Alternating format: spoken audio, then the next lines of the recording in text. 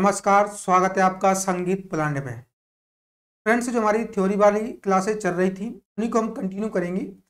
आज मैं आपके लिए बहुत ही ज़्यादा महत्वपूर्ण टॉपिक लेकर के आया हूं, जो कि आपके एग्जाम में बहुत ही अधिक आपको यहाँ पर क्वेश्चन आने वाले हैं। तो आपके लिए मैं जो टॉपिक लेकर के आया हूँ, इससे आपके लिए 9 से 10 क्वेश्चन देखने के लिए मिलेंगे। तो बहुत ही ज़्यादा महत्वपूर्ण ये टॉपिक रहने वाला है, तो सभी विद्यार्थियों को शुरू से लेकर के अंत तक देखना है। और जो विद्यार्थी न्यू हैं वो चैनल को सब्सक्राइब जरूर कर लीजिएगा और बेल आइकन को। अब देखिए, आज हम आपसे इस वीडियो में चर्चा करने वाले हैं जीवन परिचय के बारे में। जीवन परिचय यानी कि जीवनियों के बारे में आज हम आपसे इस वीडियो में चर्चा करेंगे। जो जीवनी आपकी टीआरई फर्स्ट और टीआरई सेकंड में पूछी गई थी, जिन जिन से आपका क्वेश्चन बना था, उन सभी जीवनी को मैं लेकर के आ गया हूं। तो यहाँ से आपके एग्जाम में 8 से 9 10 क्वेश्चन तक देखने के लिए मिलेगा। तो बहुत ही ज़्यादा सेशन महत्वपूर्ण रहने वाला है, तो शुरू से लेकर एंड तक बने रहिएगा। देखिए, मैं आपको बता दूं कि हमारे चैनल पर आपके लिए थ्योरी वाली क्लासेस चल रही हैं, इसके साथ साथ एमसीक्यू भी हम आपको करवा रहे हैं। 1000 प्लस महत्वपूर्ण चल रही है, इसमें हम आपके लिए पर डे 80 से 90 क्वेश्चन करवा रहे हैं, जो कि एक्सप्लेनेशन के साथ रहने वाले हैं। तो आपको यहाँ से बहुत अधिक हेल्प मिलेगी। यानी कि कुछ चीज़ आपकी एमसीक्यू में मिस हो जाती हैं, तो उनको हम आपका थ्योरी में कवर करवा देते हैं। अगर बाई चांस कुछ चीज़ थ्योरी में मिस होती हैं, तो आपकी एमसीक्यू में कवर हो जाती है। यानी कि आपको थ्योरी प्लस एमसीक्यू दोनों ही सेशन अटेंड करना है। यहाँ से आपकी फुल तैयारी हो जाएगी, फुल पैकेज आपका कंप्लीट हो जाएगा।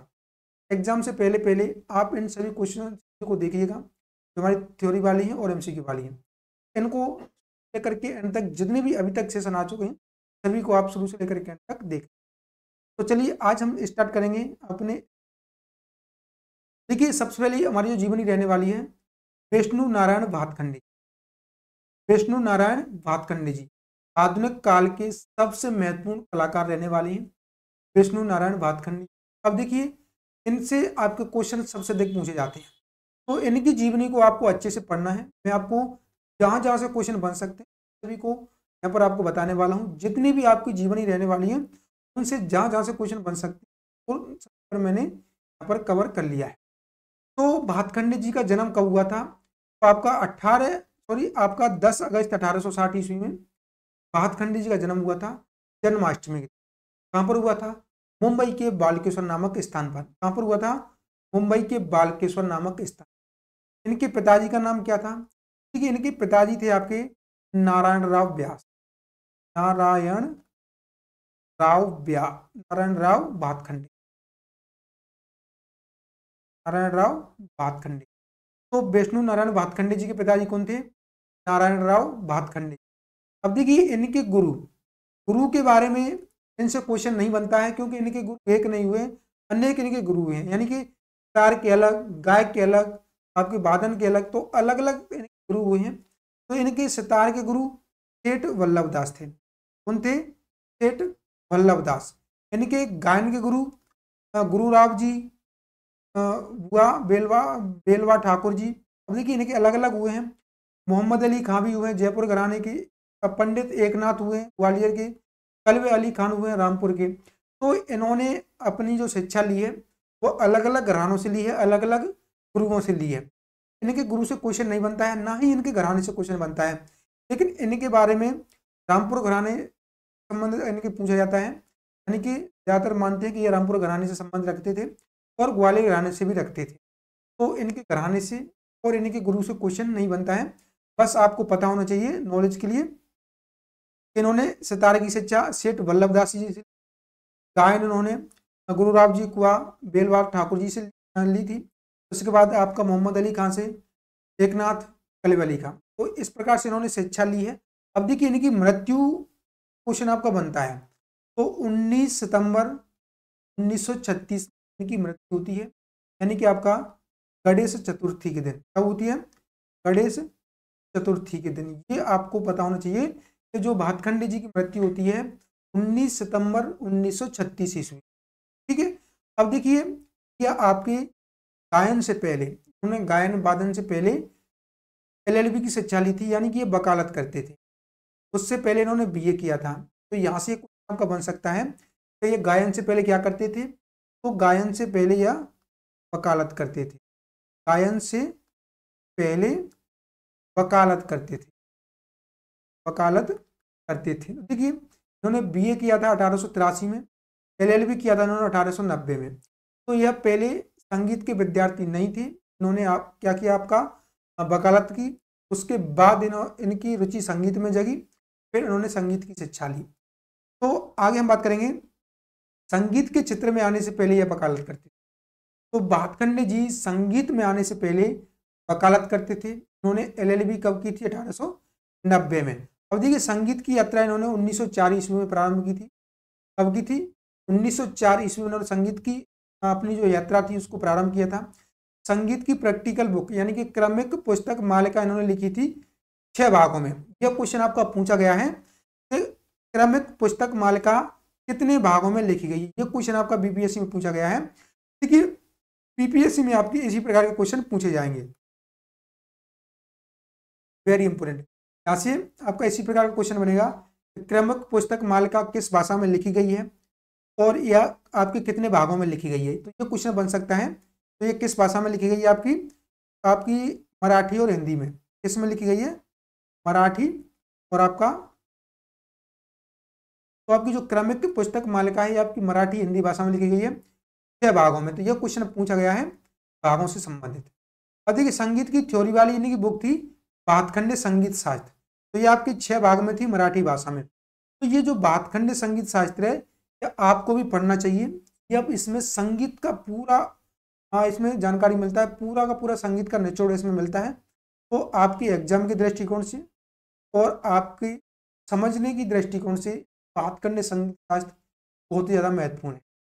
तो आपको भातखंडे संगीत शास्त्र के 2 भाग पढ़ने जरूर चाहिए। सभी विद्यार्थियों से मैं गुजारिश करूंगा कि आप इनको पढ़िएगा। तो हमारा TRE 4 का बैच आएगा यानी कि बीपीएससी TRE 4 का आएगा, उसमें हम आपकी इन्हीं के 2 भागों को पढ़ाने वाले। तो अभी समय कम मिला था लेकिन हमारी पूरी की पूरी प्लानिंग थी कि हम आपको भातखंडे संगीत शास्त्र के 2 भाग और NCERT पूरा का पूरा अच्छे से प्रॉपर वे में आपको करवाएं, लेकिन समय का अभाव होने के कारण हम आपको ये चीज़ें नहीं करवा पाए।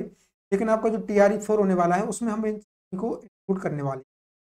अब देखिए इन्होंने 10 थाटों की उत्पत्ति की, स्वरलिपि पद्धति का इन्होंने प्रचार किया। यानी कि जो थाट पद्धति है, थाट वर्गीकरण है, यह भातखंडे जी की देन है। और रागों का समय सिद्धांत, रागों का समय सिद्धांत, रागों का समय सिद्धांत ये भी भातखंडे जी की देन है।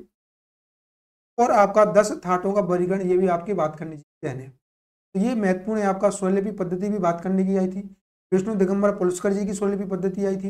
इनमें क्या डिफरेंस था उस पर भी हम चर्चा करेंगे आगे, जब आपका जो मैंने आपको बताया था स्टेट जी वीडियो का TRE 5 और TRE 7 में कहाँ से क्वेश्चन बने थे, उन टॉपिकों को खत्म हो जाने के बाद हम आपको एक्स्ट्रा जितना भी महत्वपूर्ण बनेगा उन पर भी चर्चा करेंगे।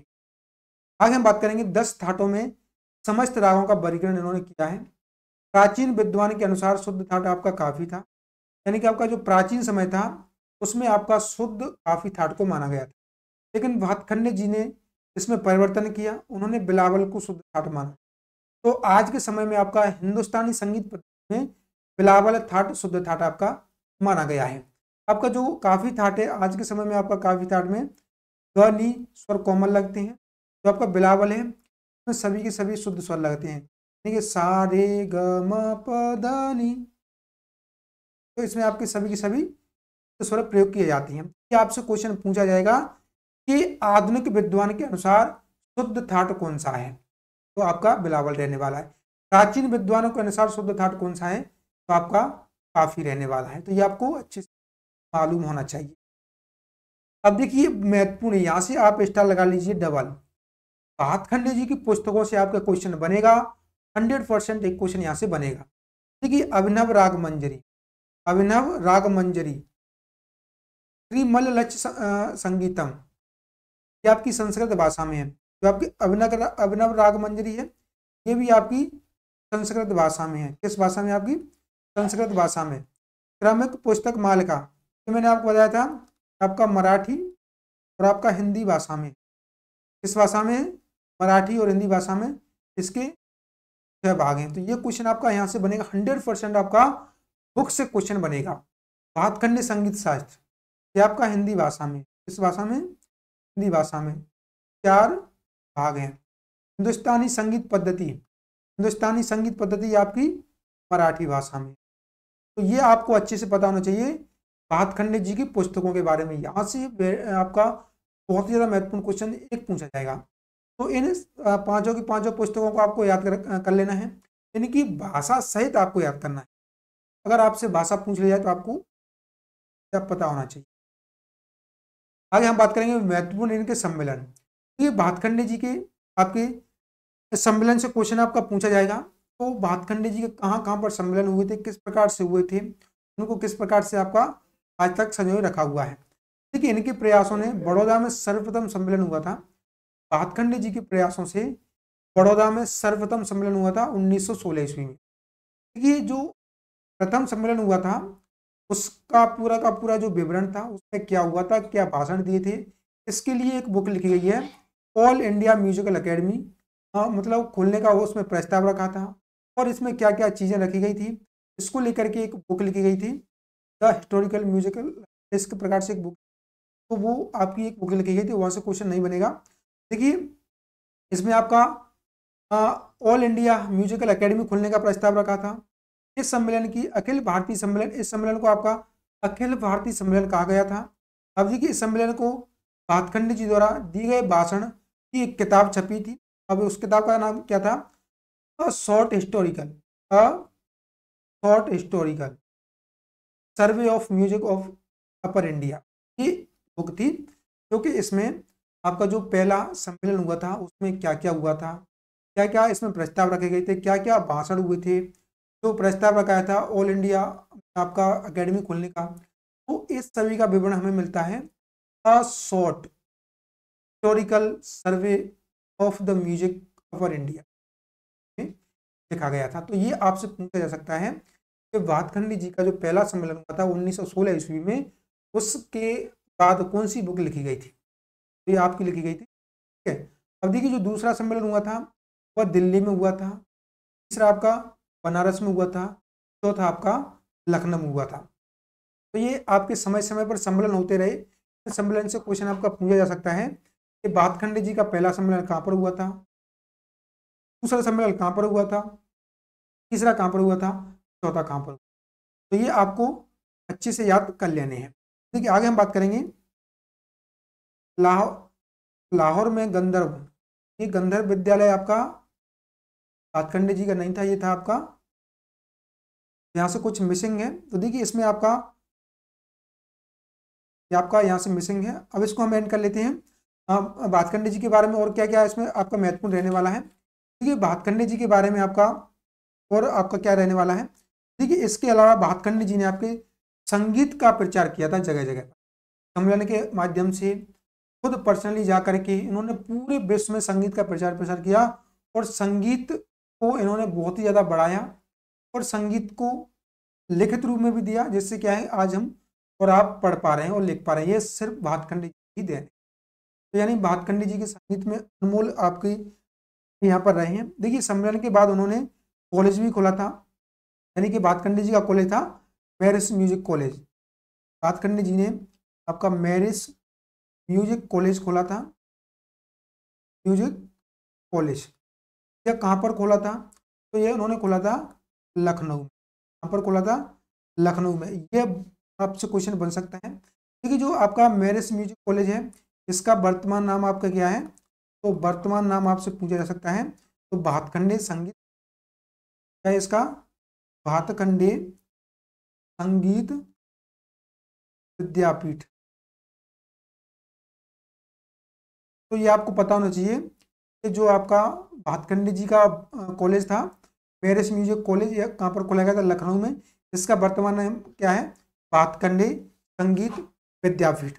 देखिए इस कॉलेज की स्थापना आपकी कब की गई थी, इसकी की गई थी आपकी 16 मार्च 1926 कब की गई थी आपकी, 16 मार्च 1926 में। अब देखिए किसने की थी ये भी आपसे पूछा जा सकता है, सर विलियम मैरिस ने, सर विलियम। तो ये आपका महत्वपूर्ण यहाँ पर रहने वाला है।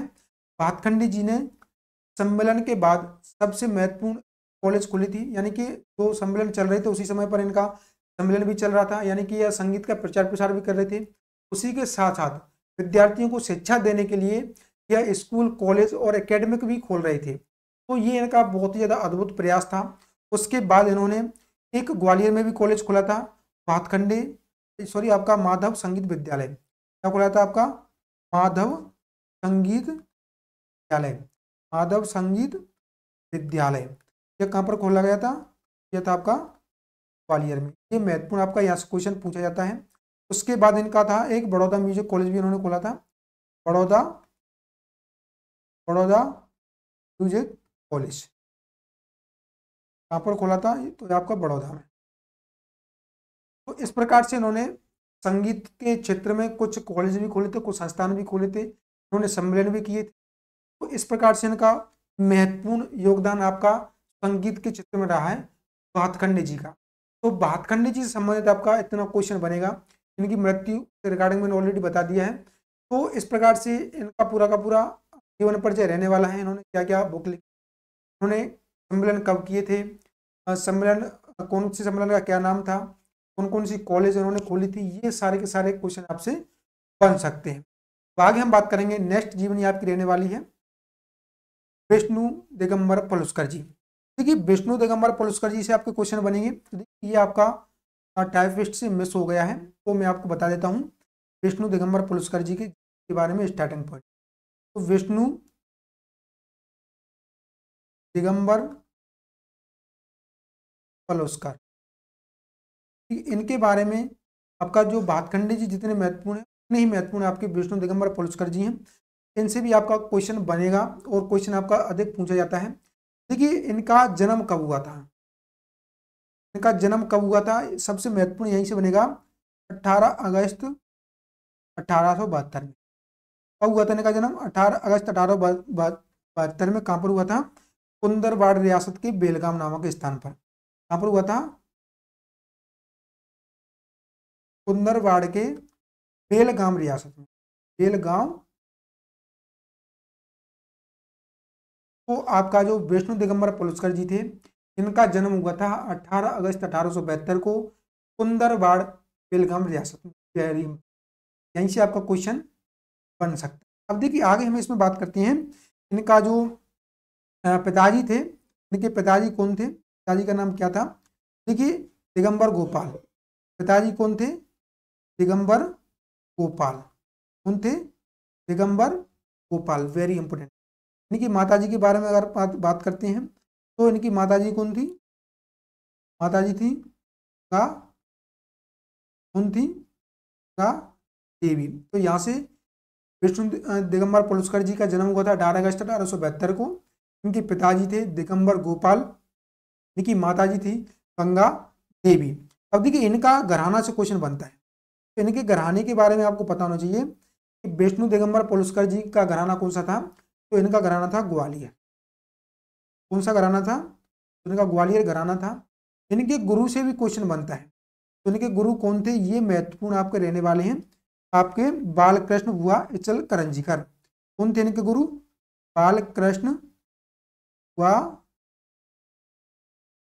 इचल करंजीकर। तो यहाँ से महत्वपूर्ण बनेगा आपका क्वेश्चन।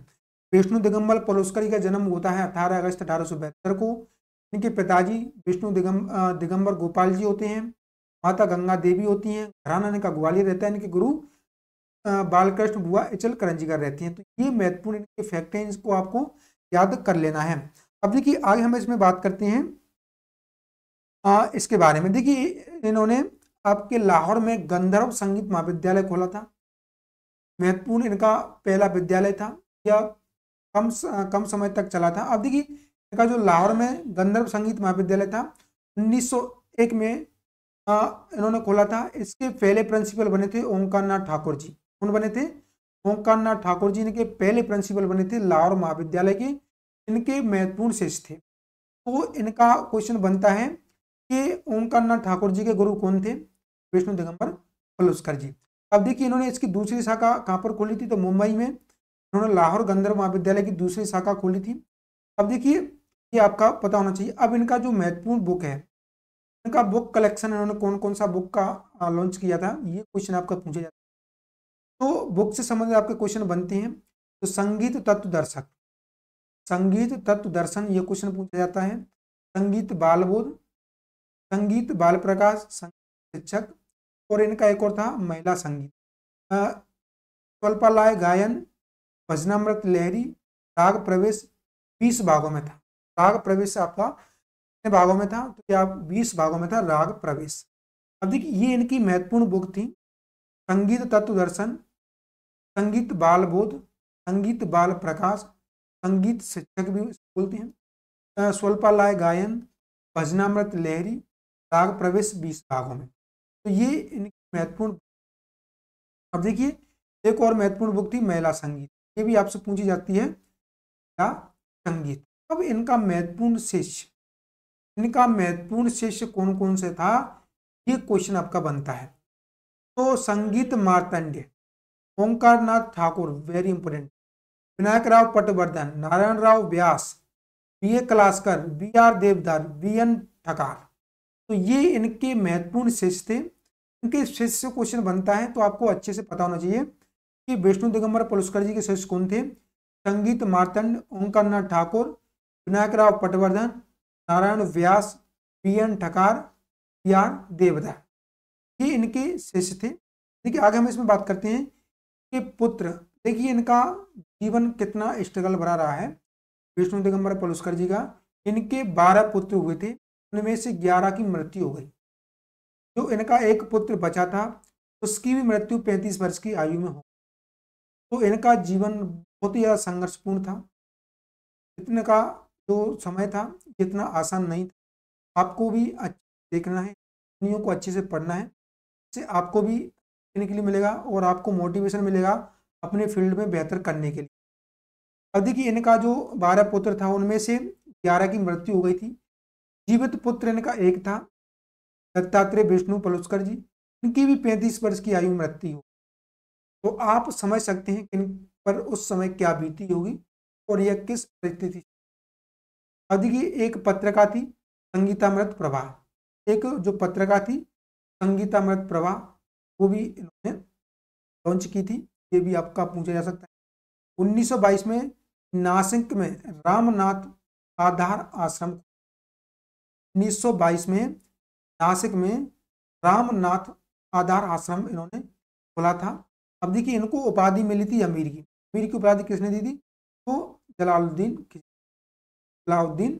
खिलजी ने। तो ये आपसे पूछा जा सकता है, ये बन सकता है कि नासिक में रामनाथ आधार आश्रम, वेरी इंपोर्टेंट।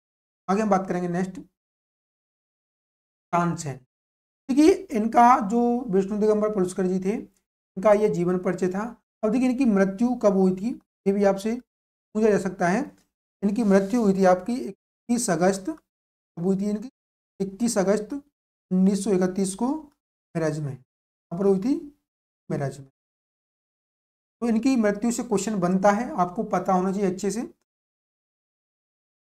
तो ये आपका जो विष्णु दिगंबर पलुस्कर जी थे उनसे रिगार्डिंग आपका इतना क्वेश्चन बन सकता है, तो आपको अच्छे से इनको याद कर लेना। तो आगे हम बात करेंगे नेक्स्ट जीवनी, जो कि बहुत ही ज़्यादा महत्वपूर्ण। तो जितने भी विद्यार्थी जुड़े हैं चैनल को सब्सक्राइब कर लीजिएगा और इस सेशन को शेयर जरूर करना। आपको कोई भी डाउट लग रहा हो, कोई भी संशय, तो आप कमेंट करके पूछ सकते हैं, आपका जवाब मिल जाए। ये जो तानसेन जी थे इनकी जीवनी से क्वेश्चन आपके पूछे जाते हैं। इनकी जीवनी से कहाँ से क्वेश्चन बन सकते हैं उस पर हम चर्चा करेंगे। देखिए तानसेन जी का जन्म होता है आपका 1532, कब होता है इनका जन्म? 1532 ईस्वी में। ग्वालियर से 7 मील दूर बेहट नामक स्थान पर इनका जन्म। तो बेहट नामक ग्राम था, बेहट नामक जो ग्राम था वहां पर इनका जन्म होता है। कहाँ पर होता है? बेहट नामक ग्राम पर, जो ग्वालियर से 7 मील दूरी पर था। 1537 ईस्वी, सॉरी 1532 ईस्वी में इनका जन्म होता है।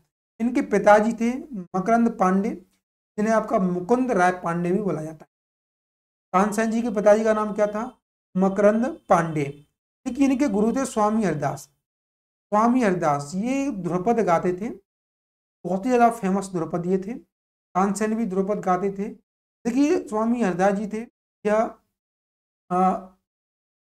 तो तानसेन जहाँ पर रहते थे अकबर के दरबार में, तो स्वामी हरदास जी रहते थे वृंदावन में। तो एक बार इनका जो वृत्तांत हुआ था, आपको थोड़ा सा बता देता हूँ कि तानसेन जी से अकबर जी ने बोला था, क्योंकि स्वामी हरदास बहुत ज़्यादा फेमस थे, सब लोग इनका गायन सुनने के लिए बहुत ही ज़्यादा विचलित रहते थे। लेकिन स्वामी हरदास जी किसी व्यक्ति विशेष को अपना गायन नहीं सुनाते थे, कि अपने शिष्यों को शिक्षा देते और श्री कृष्ण भगवान के लिए पूरा का पूरा इनका गायन रहता था। वो एक किसी राजा महाराजा के लिए गायन नहीं करते थे। लेकिन तानसेन जी के यहाँ रहते थे, तानसेन जी रहते थे अकबर जी के यहाँ। तो अकबर जी ने तानसेन जी से बोला, मुझे आपके गुरु का गायन सुनना। इन्होंने बहुत मना किया तानसेन जी ने, लेकिन वह नहीं माने। तो फिर उन्होंने बोला कि हमारे गुरु इस प्रकार से किसी को शिक्षा मतलब किसी को गायन नहीं सुनाते हैं, आपको अपना वेश। तो जब अकबर जी वेश बदल के गए तो वहाँ पर उन्होंने स्वामी हरदास जी का गायन सुना। उसके बाद स्वामी हरदास जी ने अकबर जी को पहचान लिया। तो ये एक बहुत ही महत्वपूर्ण एक प्रसंग है, इस पर हम कभी में चर्चा करेंगे। तो ये एक छोटा सा एक प्रसंग था, आपको पता होना चाहिए। अब देखिए, इनके गुरु थे स्वामी हरदास। इनकी मृत्यु होती है आपकी 1585 ईस्वी में दिल्ली में। 1585 ईस्वी में दिल्ली में तानसेन जी की मृत्यु जाती है। देखिए, इनका बचपन का नाम था तन्ना मिश्र, रामतनु भी इनको बोला जाता था।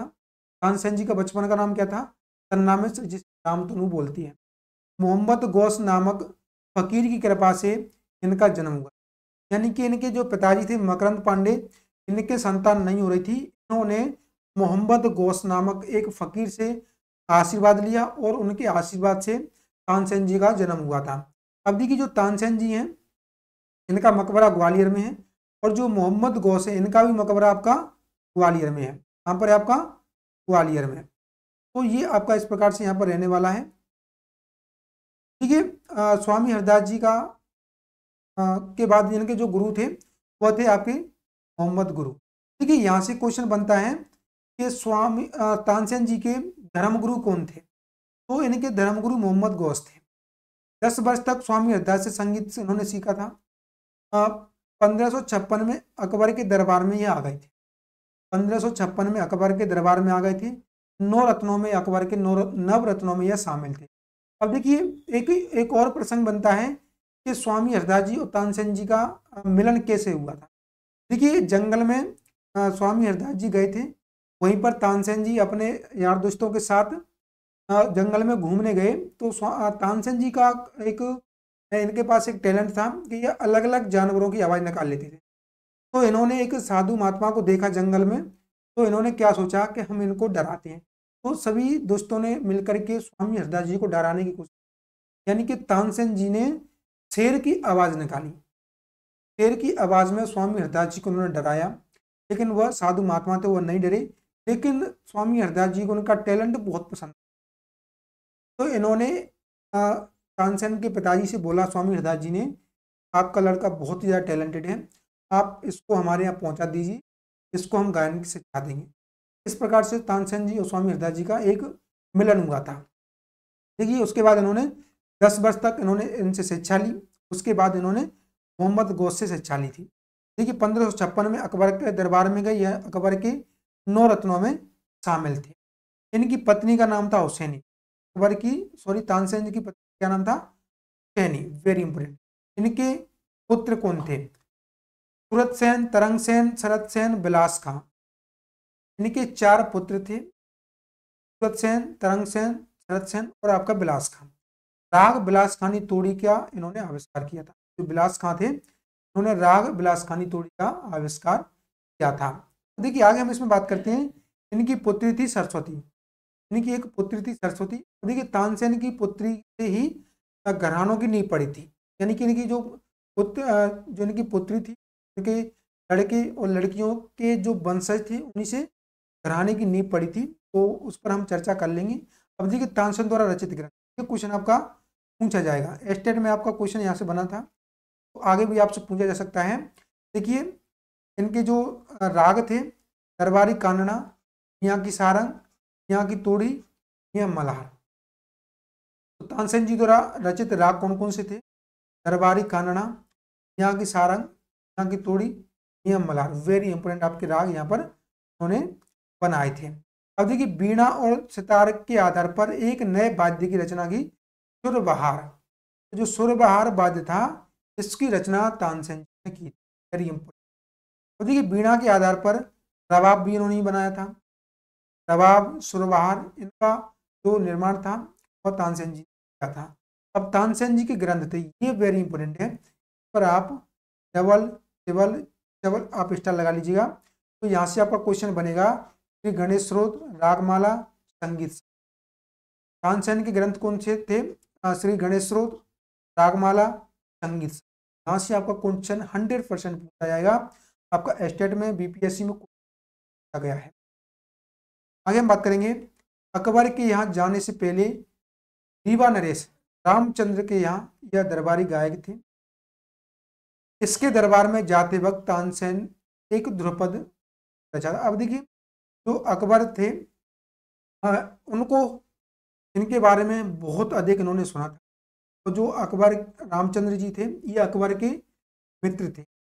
उन्होंने अकबर जी ने रामचंद्र जी से तानसेन को मांगा। ये एक तंत्र बनता है। कुछ विद्वान मानते हैं कि अकबर जी ने इससे मांगा नहीं था, वह खुद गए थे। तो ये अलग अलग कहानियां हैं, लेकिन यहाँ पर जो महत्वपूर्ण है वह ये है कि अकबर के दरबार में जाने से पहले यह रीवा नरेश रामचंद्र के दरबारी गायक थे। अब देखिए यह जब इन्होंने रामचंद्र का दरबार छोड़ा उस समय इन्होंने एक ध्रुपद गाया था, राज्य राम चिरंजीव रहो जब तक चंद्र सूरज गंगा यमुना रहे प्रमाण। यानी कि इन्होंने राजा राम के लिए गाया था कि राजा राम तुम जब तक चिरंजीव रहो, जब तक सूरज चांद और गंगा जी रहे। ये इन्होंने रामचंद्र जी के लिए गाया था। आगे हम बात करेंगे इनके गायन से पानी बरसना, दीपक जलना, जंगली पशु पक्षी का मुग्ध होना, रोग का ठीक होना संभव हुआ।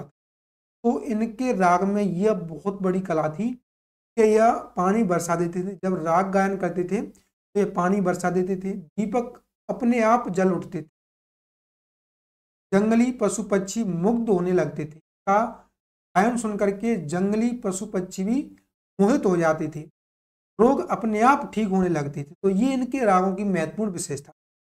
अब देखिए इनका जो शव था, इनकी इच्छानुसार मोहम्मद गौस की समाधि के पास ही इनकी समाधि ग्वालियर में बनाई गई है। तो ये जो तानसेन जी की समाधि है ग्वालियर में है, और मोहम्मद गौस जो उनके गुरु थे उनकी समाधि भी ग्वालियर में है। तो इनका एक डिमांड थी, मंशा थी कि मेरी समाधि भी मोहम्मद गौस की समाधि के पास में ही। तो ग्वालियर में इनकी समाधि है, इनका मकबरा है ग्वालियर में। तो ग्वालियर में हर साल तानसेन संगीत सम्मेलन भी होता है। अब देखिए इनके संगीत इनके पुत्र बिलास खां ने अपनाया और आगे बढ़ाया। तो इनका जो संगीत था इनके पुत्र बिलास खां ने अपनाया और इसको भी उन्होंने आगे बढ़ाया था। अब देखिए ये था आपका तानसेन जी को लेकर के पूरा का पूरा जीवन परिचय। यहाँ से आपके क्वेश्चन बनेंगे। क्वेश्चन आपका बुक से, ग्रंथ से बनेगा। इन्होंने कौन कौन से राग की रचना की और इनके कौन कौन से पुत्र हैं, पुत्री हैं, यहाँ से क्वेश्चन आपका बनेगा। मृत्यु और जीवन परिचय से बनेगा, इनके गुरु से क्वेश्चन बनेगा। ठीक है, तो ये क्वेश्चन आपका पूछा जाएगा। आगे हम बात करेंगे नेक्स्ट पंडित रविशंकर। तो पंडित रविशंकर आपका यहाँ से क्वेश्चन बनने वाला है। तो देखिए पंडित रविशंकर जी से पहला ही क्वेश्चन बनेगा कि यह क्या बजाते थे। तो यह सितार वादक थे। पंडित रविशंकर जी एक सितार वादक थे। ये इनका जन्म होता है 7 अप्रैल 1920 ईस्वी। कब होता है इनका जन्म?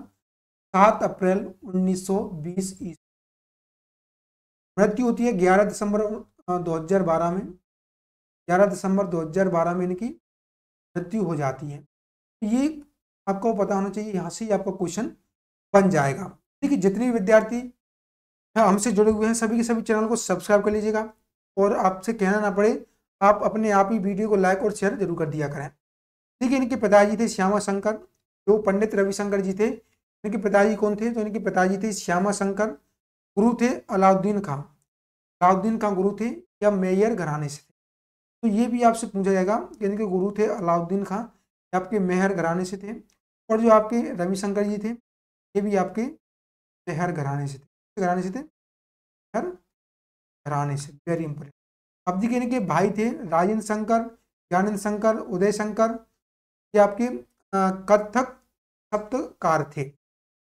उदय शंकर थे या कथक सप्तकार, यानी कथक नृत्य किया करते थे।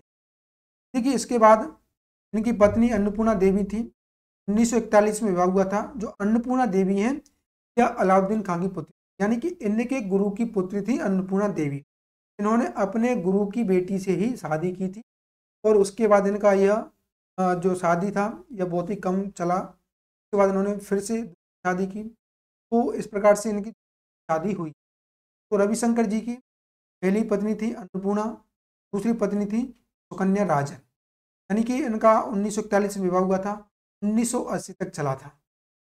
देखिए जो रविशंकर जी थे यह विदेश देश विदेश जाने लगे संगीत का प्रचार प्रसार करने के लिए, संगीत सम्मेलन करने के लिए। और जो अन्नपूर्णा देवी जी थी यह भारत में रहती थी, तो इनका कुछ आपसी विवाद हो गया और इनकी शादी 1980 तक ही चल पाई।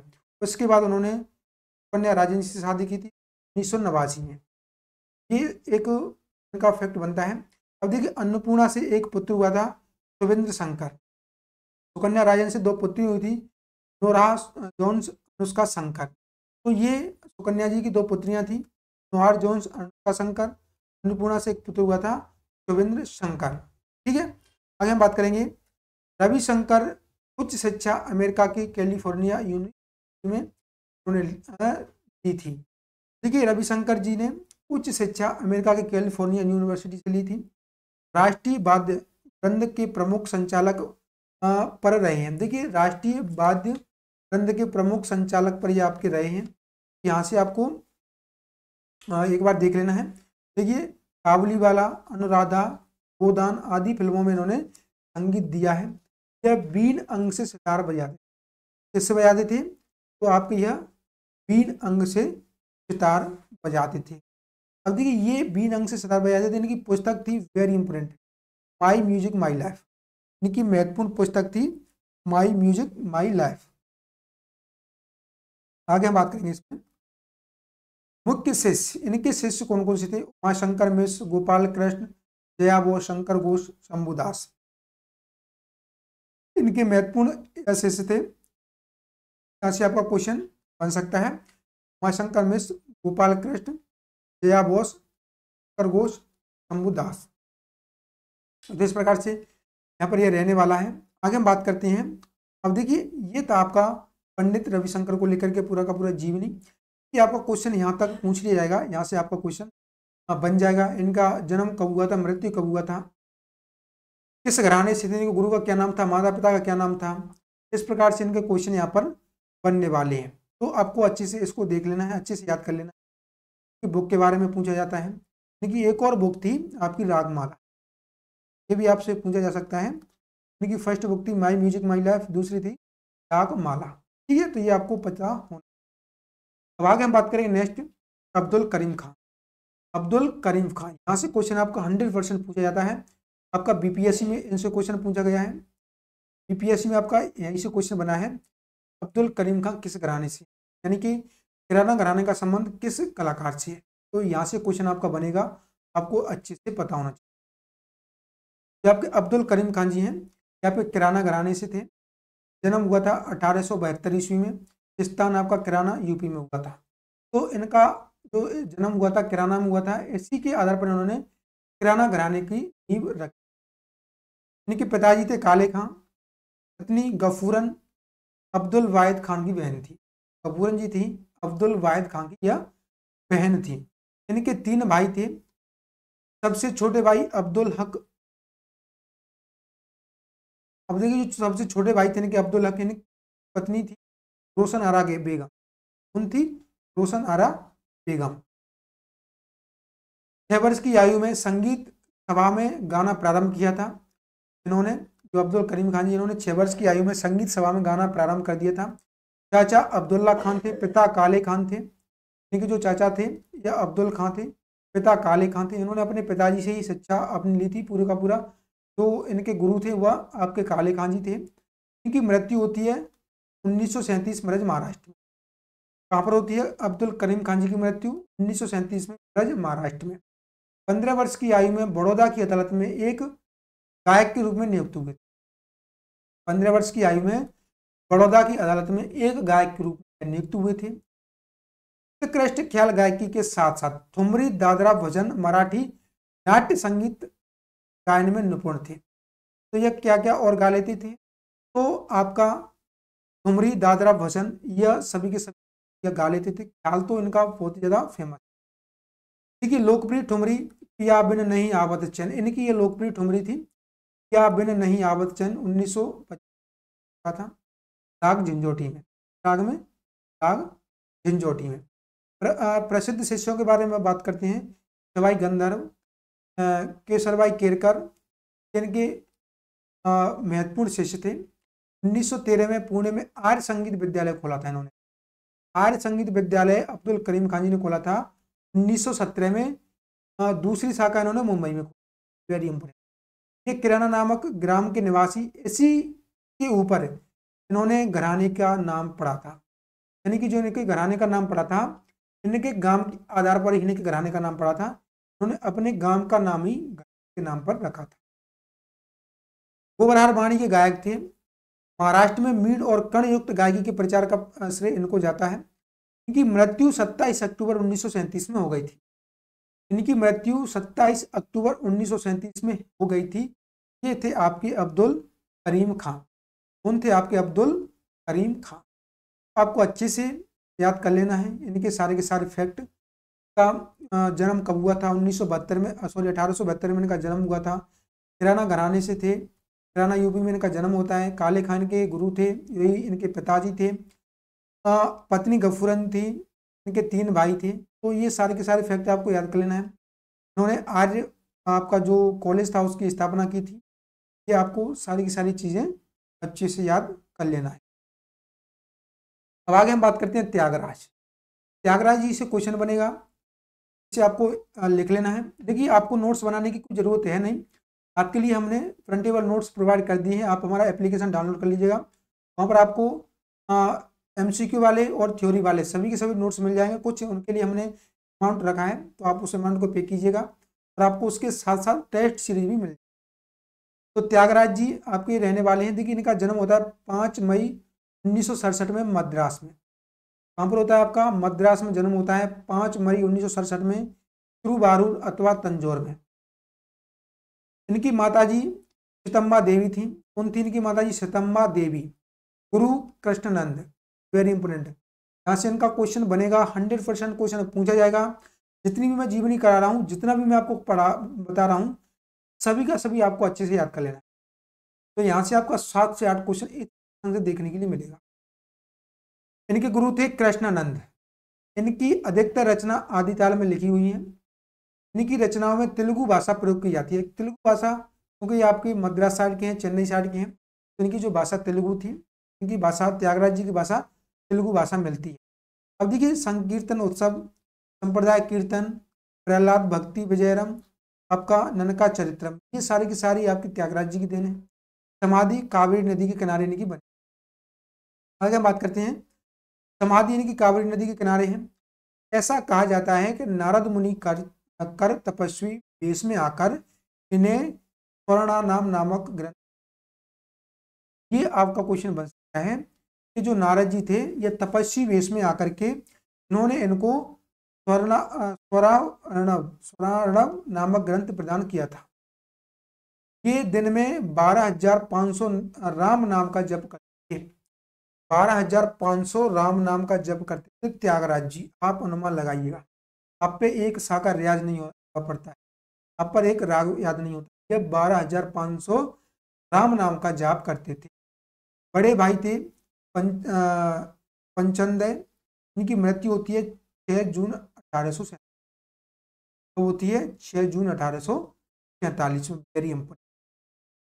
ये थे हमारे त्यागराज। त्यागराज जी से क्वेश्चन बनेगा आपका, इनके गुरु का क्या नाम है, और इनके बारे में आपको यहाँ से क्वेश्चन पूछ लिया जाएगा। इनकी भाषा को लेकर के, इनकी समाधि कहाँ पर है, सारे के सारे फैक्ट आपके बन सकते हैं।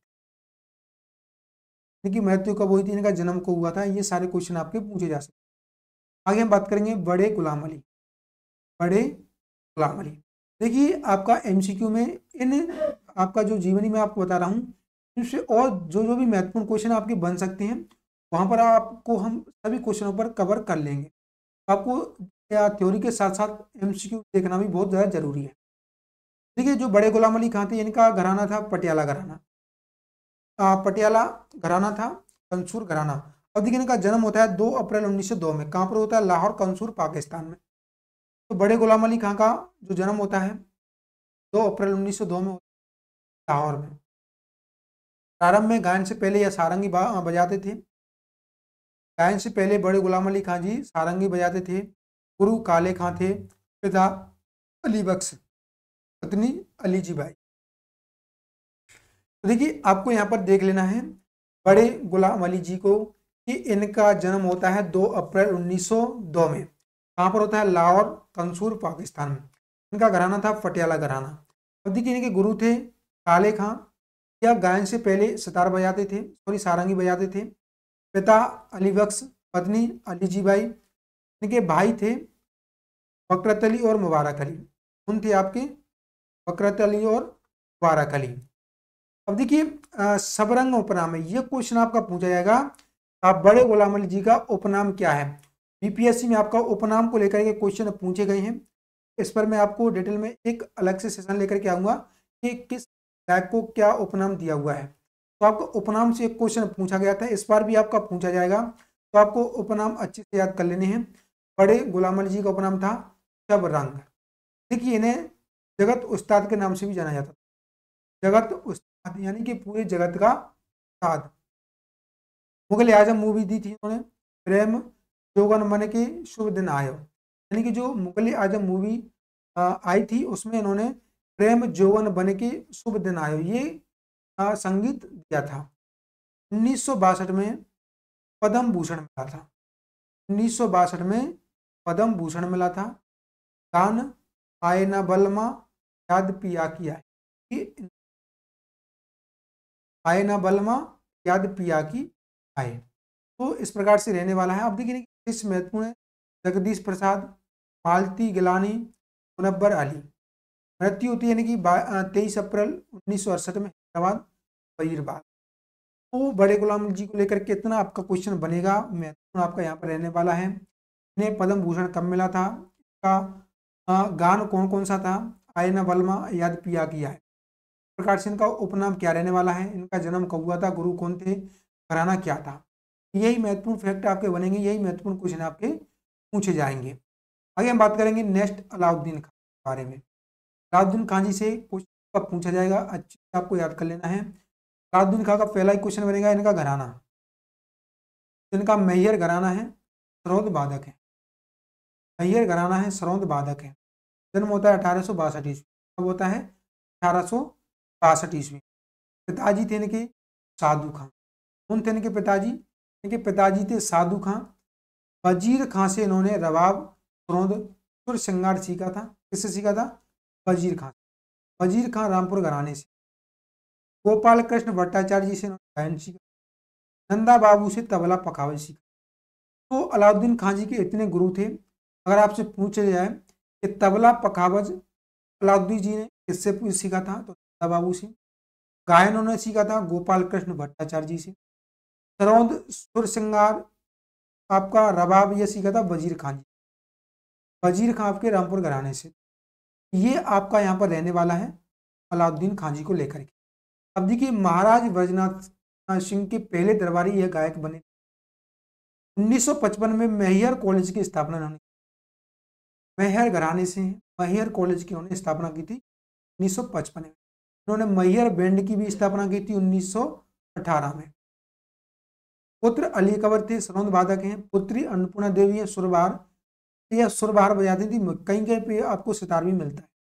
इनके महत्वपूर्ण शिष्य क्वेश्चन आपका बनता है रविशंकर, निखिल बनर्जी, अली अकबर, पन्नालाल घोष, अन्नपूर्णा देवी, जो कि रविशंकर की पहली पत्नी। ये क्वेश्चन आपका पूछा गया है अलाउद्दीन खान जी के महत्वपूर्ण शिष्य कौन है, और ये क्वेश्चन बना है अलाउद्दीन खान जी के शिष्य कौन नहीं है। तो ये इनके रहने वाले, देखिए इनका पुत्र और इनकी पुत्री अली अकबर और अन्नपूर्णा देवी, ये दोनों शिष्य थे।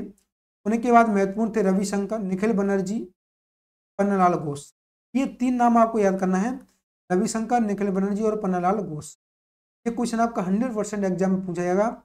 अब्दुल करीम खां को लेकर के और अलाउद्दीन खां। इन दोनों कलाकारों को आपको अच्छे से डिटेल में पढ़ लेना है।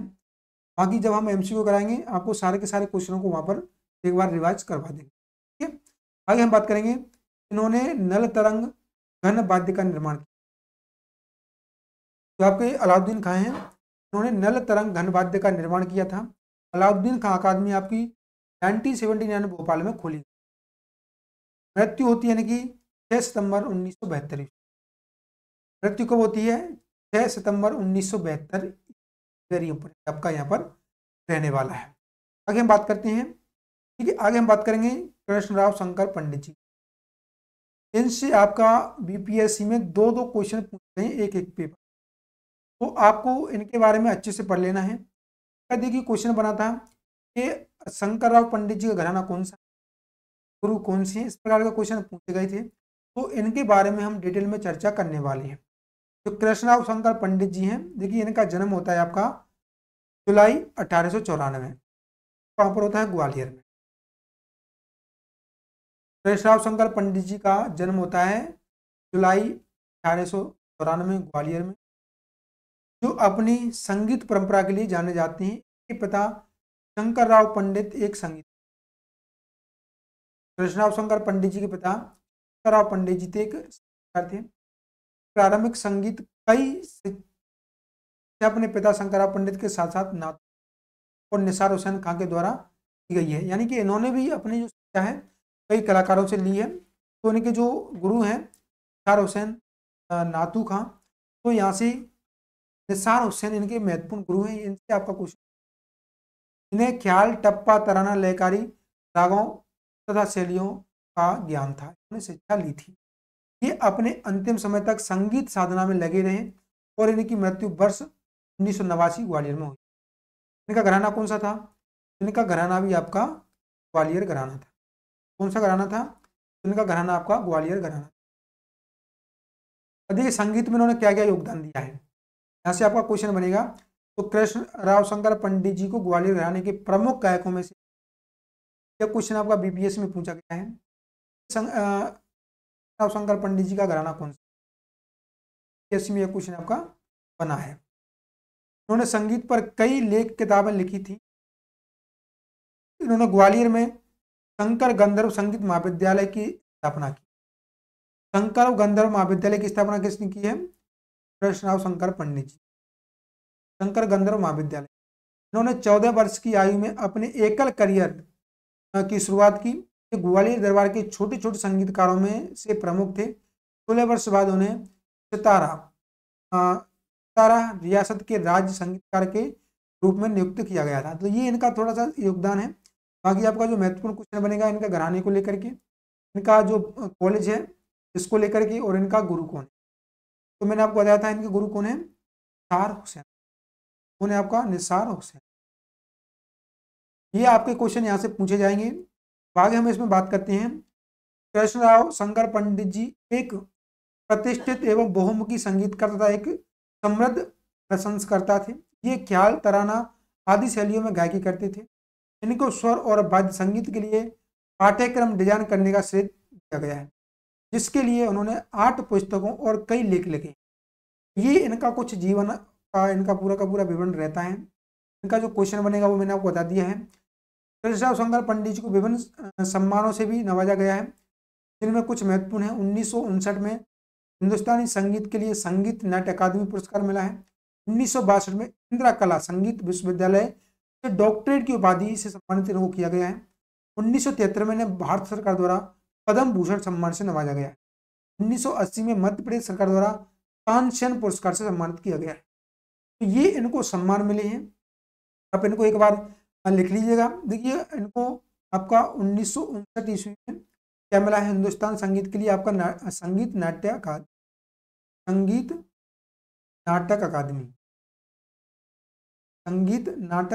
क्या मिला है? आपका संगीत नाटक अकादमी, ये आपका मिला है 1959। 1962 में इनको क्या मिला है? डॉक्टरेट की उपाधि,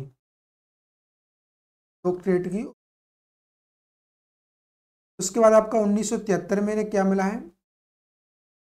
तो पद्म भूषण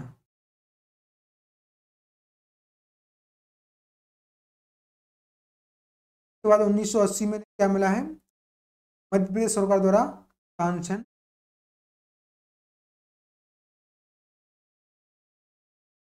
ये इनको आपका उपाधि मिली है। अब इसके बाद हम बात करेंगे पन्नालाल घोष। पन्नालाल घोष का जन्म 24 जुलाई 1911 को बांग्लादेश के वारिसाल में हुआ था। कब हुआ था? वारिसाल में। इनका असली नाम अमल ज्योति घोष है। तो इनका असली नाम क्या है आपका? अमल ज्योति घोष, पन्नालाल घोष। इनके दादा हरि कुमार घोष थे, पिता अक्षय कुमार घोष थे। ये एक संगीतकार थे। इनकी माँ सुकुमारी एक गायिका थी। जो पन्नालाल घोष हैं, इनका जन्म होता है आपका 24 जुलाई 1911 ईस्वी में, बांग्लादेश में। कहाँ पर होता है? बांग्लादेश में। असली नाम था अमल ज्योति। देखिए, इनसे आपका क्वेश्चन बना है। मैं उन्हीं आपका कलाकारों को लेकर के आया हूँ जो कि टीआरई फर्स्ट और टीआरई सेकंड में पूछे गए हैं। इसके अलावा जितने भी आपके महत्वपूर्ण कलाकार रहेंगे उस पर मैं आपका अच्छे से और भी क्वेश्चन लेकर के आऊँगा। आपका पूरा का पूरा या टीआरई फर्स्ट और टीआरई सेकंड में महत्वपूर्ण टॉपिक खत्म हो जाने के बाद सभी के सभी विद्यार्थियों में अगेन याद दिलाना चाहूँगा कि चैनल को सब्सक्राइब कर लीजिएगा और बेल आइकन को प्रेस जरूर कर लीजिएगा। आगे हम बात करते हैं। पन्नालाल घोष की प्रारंभिक शिक्षा अपने पिता अक्षय कुमार घोष से इन्होंने की थी, यानी कि उनकी देखरेख में इन्होंने पूरा का पूरा अपना गायन प्रारंभिक फेज पर सीखा था। उसके एक सितार मतलब जो कि एक सितार वादक थे इनके पिताजी। पन्नालाल घोष सितार वादन अपनी शिक्षा शुरू की, बाद में बांसुरी की ओर आकर्षित हुए तथा उस्ताद अलाउद्दीन खां से बांसुरी की शिक्षा उन्होंने ली थी।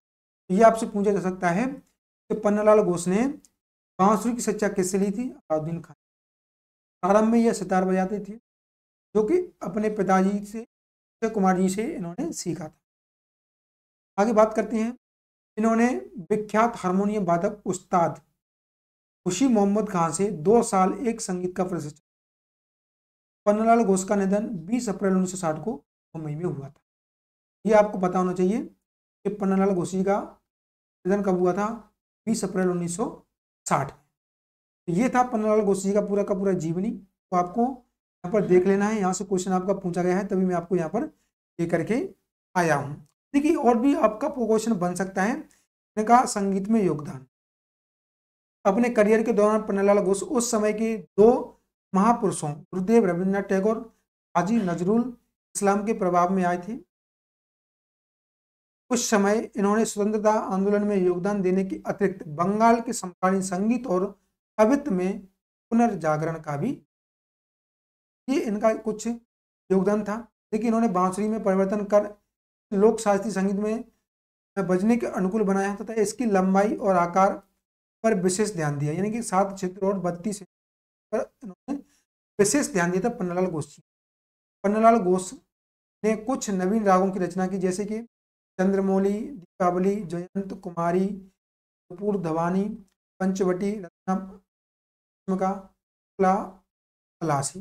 ये इनके कुछ महत्वपूर्ण राग थे जिनको आप एक बार देख लीजिएगा। पन्नालाल घोष ने कुछ फिल्मों में भी अपनी बांसुरी का वादन किया है, जैसे कि स्नेह बंधन, जन, बसंत, भलाई, जुलाई, पुलिस, 20वीं सदी आदि। इन आपकी मूवियों में बांसुरी का वादन किया। तो प्रमुख शिष्य थे हरिप्रसाद चौधरी, अमीनुर रहमान, फकीर चंद सामंत, सुधांशु चौधरी, पंडित रास बिहारी देसाई, बीजी कर्नाड, चंद्रकांत जोशी, मोहन नाद कर्णी, निरंजन हल्दीपुर आदि। तो ये इनका कुछ यहाँ पर रहने वाला है। देखिए, बांसुरी को शास्त्रीय वाद्य के रूप में विकसित करने का श्रेय पन्नालाल घोष जी को जाता है। इन्हीं के प्रयासों से ही पंडित हरिप्रसाद चौरसिया जी ने बांसुरी वादन विश्व में प्रसिद्ध। तो इनके महत्वपूर्ण जो शिष्य थे हरिप्रसाद चौरसिया, तो ये आपका बन सकता है। देखिए, इसमें हम और देख लेते हैं आपके उस्ताद फैयाज खां को। उस्ताद फैयाज खां से भी आपका क्वेश्चन बन सकता है, वेरी इंपॉर्टेंट आपका, कि मैं उन्हीं को लेकर के आया हूँ जो कि आपका क्वेश्चन इनसे पूछा गया है। तो फैयाज खां जी थे, ये आगरा घराने के थे। 1880 से 1886। देखिए, इनका 2 डेट मिलता है, 1880 और 1886। आगरा सिकंदराबाद में इनका जन्म हुआ। छपदर हुसैन इनके पिताजी थे, माताजी थे उस्ताद फैयाज खां, आगरा घराने से।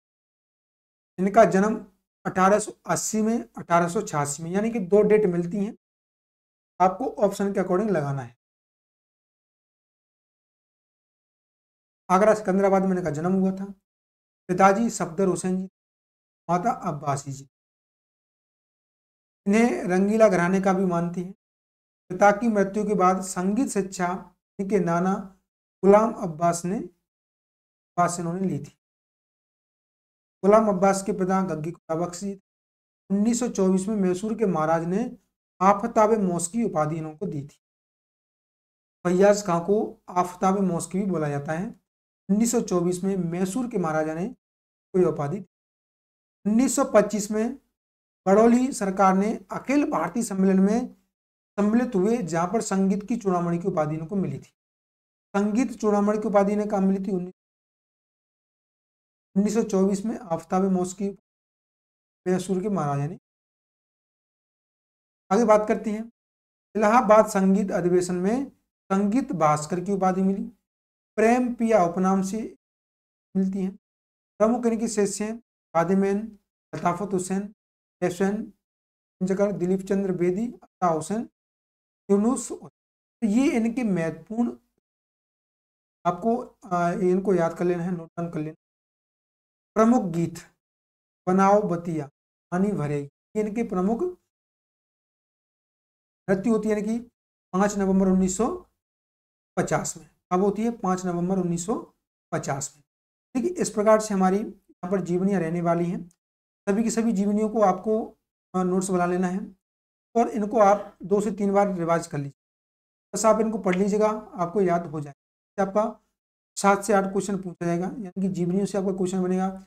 इन्हीं जीवनियों से आपका घराना बनेगा, गुरु बनेगा, मृत्यु बनेगा, यानी कि बहुत क्वेश्चन आपके पूछे। तो अच्छे से इनको आप याद कर लीजिएगा। आपको प्रिंटेबल नोट्स आपको हमारे एप्लीकेशन पर मिल जाएंगे, तो आप एप्लीकेशन को डाउनलोड कर लीजिएगा। आपका एमसीक्यू वाला, थ्योरी वाला, सभी का सभी प्रिंटेबल। ये था हमारा आज का सेशन। जीवनियाँ का पूरा हमने खत्म कर दिया। आपको कोई भी डाउट हो, कुछ भी आपके माइंड में क्वेश्चन हो, तो आप कमेंट करके पूछ लीजिएगा। आज के सेशन में इतना ही रखते हैं। आशा करता हूँ आपको अच्छा लगा होगा। अगर अच्छा लगा हो तो लाइक करना और ऐसे सभी यार दोस्तों के साथ मिलते हैं नेक्स्ट वीडियो में। जब तक के लिए जय हिंद, जय भारत।